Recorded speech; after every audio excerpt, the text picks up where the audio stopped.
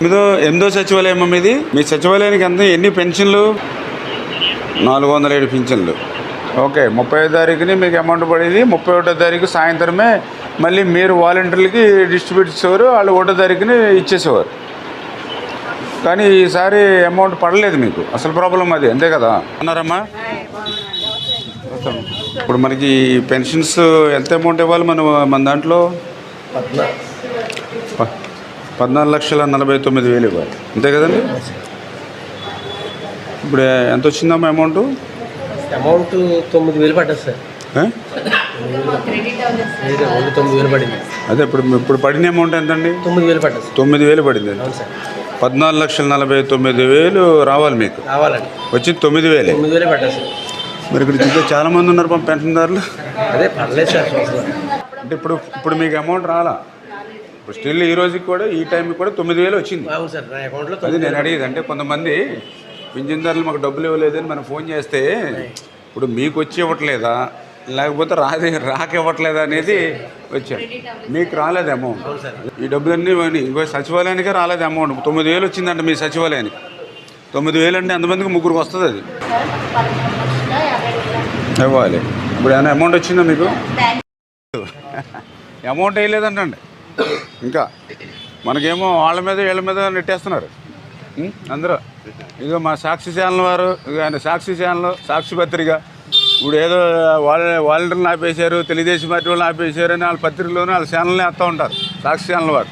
కానీ వాస్తవంగా ఇప్పుడు వచ్చి కనుక్కున్నాను నేను. ఇప్పుడు ఇందులో 6వ నెంబర్ ఇప్పుడు 9,000 వచ్చిందంటండి వీళ్ళకి. 9,000 అంటే ఎంతమందికి వస్తుంది? ముగ్గురికి వస్తుంది.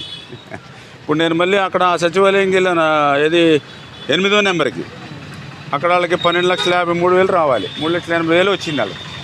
ఇదివరకు ఏంటంటే ప్రతి నెల కూడా 30వ తారీఖునే 31వ తారీఖునే వచ్చేస్తుంది. పింఛన్ల పంపిణీపై జగన్మోహన్ రెడ్డి గారు చెప్పేది ఒకటి, క్షేత్రస్థాయిలో జరిగేది ఒకటి. ఆయన చెప్తూ ఉన్నారు ఏదైతే వాలంటీర్స్ని నిలిపడంతో ఈవేళ వీళ్ళకి పెన్షన్లు అందలేదని. కానీ ఈవేళ వాస్తవంగా ఈవేళ సచివాలయాలకు వస్తే ఈరోజు 3వ తేదీ 4:30 సమయం అవుతుంది. అంటే 3వ తేదీ కూడా మూసిపోతుంది. మరి ఇంకా పింఛన్ల సొమ్ము ఎందుకు అందలేదని చెప్పి ఇప్పుడే నేను సచివాలయాలు తిరుగుతూ, ఉదాహరణకి ఇప్పుడే 6వ నెంబర్ సచివాలయానికి వస్తే మరి ఇక్కడ అడిగా ఎంత అమౌంట్ మీరు పింఛన్లకు ఇవ్వాలమ్మా మీ సచివాలయానికంటే 14,49,000 ఇవ్వాలని చెప్పారు. మరి ఇప్పుడు మీ దగ్గర ఎందుకు మీరు ఇంకా వీళ్ళకి అమౌంట్ ఇవ్వలేదు, ఇక్కడ ఇంతమంది కనిపిస్తున్నారు బయట అని అడిగితే మాకు ఎప్పటి వరకు వచ్చింది 9,000 రూపాయలు మాత్రమే అని చెప్పారు. అంటే 9,000 రూపాయలు ఇస్తే ముగ్గురికి కూడా పింఛన్ ఇవ్వడానికి సరిపోనేటువంటి పరిస్థితి.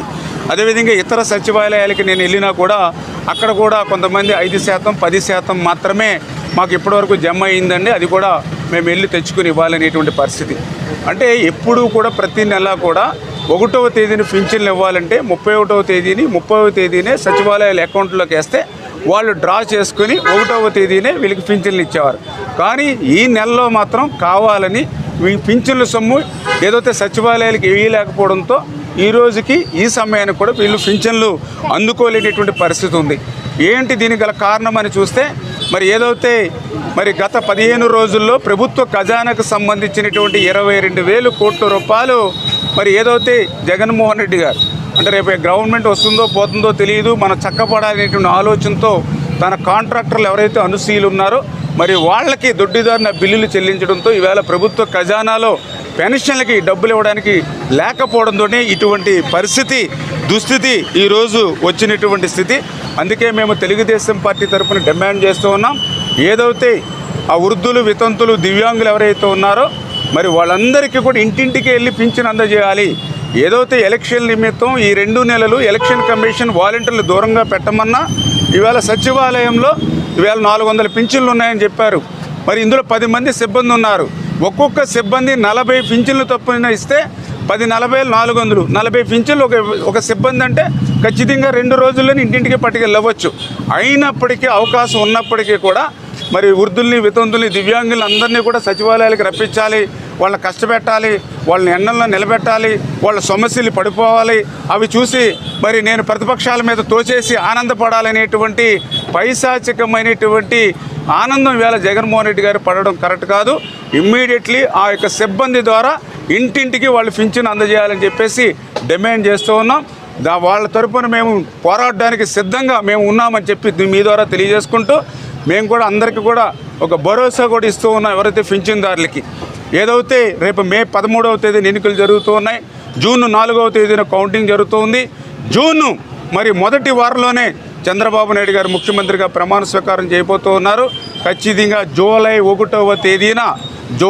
1వ తేదీ నుంచి పెంచినటువంటి పింఛను అంటే ఏదైతే వృద్ధులు వితంతులు ఎవరైతే ఉన్నారో వాళ్ళకి 4,000 రూపాయలు పింఛను, అదేవిధంగా ఏదైతే దివ్యాంగులు ఎవరైతే ఉన్నారో పెంచిన పింఛను 5,000 రూపాయలు వాళ్ళ ఇంటికి తీసుకెళ్ళి ఇచ్చేటువంటి బాధ్యత తెలుగుదేశం పార్టీ, బీజేపీ, జనసేన తీసుకుంటామని ఆ యొక్క అవ్వమ్మలకు తాతమ్మలకు అందరికి కూడా ధైర్యం చెప్తూ